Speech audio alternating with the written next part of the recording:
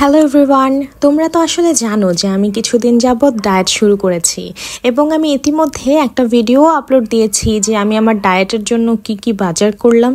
তো তোমরা যারা চাও সেই ভিডিওটাও দেখে আসতে পারো যে আমি 2000 টাকার মধ্যেই বাজার করেছি। আর সেই সাথে আজকে আমি তোমাদের জন্য একটা নতুন রেসিপি দেখাবো। নতুন না, বেসিক্যালি আমরা যারা ডায়েট করি আমরা তো খুবই মশলা কম দিয়ে খাবার খাই, তো সেক্ষেত্রে তোমাদের যাতে মুখেও মজা লাগে এবং ডায়েটও হয় এরকমই একটা রেসিপি শেয়ার করব। সেটা হচ্ছে একটা ভেজিটেবলের রেসিপি এবং আমি এই ভেজিটেবলটা চাইনিজ স্টাইলে করেছি। আর চাইনিজ ভেজিটেবল আমার অনেক পছন্দ, আর আমি এমনিতে অনেক ফুডি। সো তোমরা যারা আমার মতো ফুডি আছো তাদের জন্যই এই ভিডিওটি। তো চলো শুরু করা যাক আজকের এই রেসিপিটি। প্রথমেই আমি অল্প একটু রসুন আর ঘি দিয়ে নিয়েছি, আর এখানে মুরগি সিদ্ধ করে পেঁয়াজ কেটে আর মরিচটা কেটে নিয়েছি।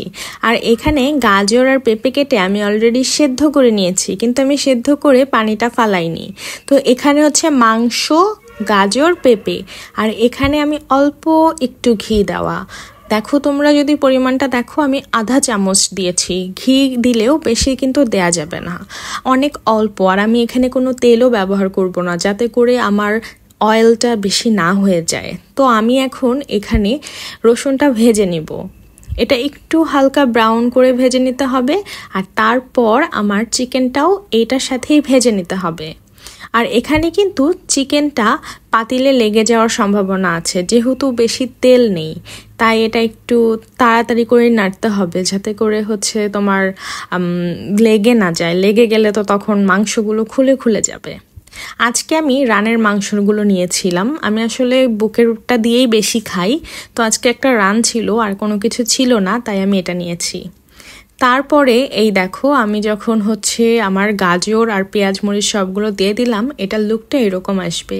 এটা কিন্তু টেস্ট একদমই সেই চাইনিজে আমরা যে ভেজিটেবলটা খাই, চাইনিজ ভেজিটেবল, সেটার মতোই।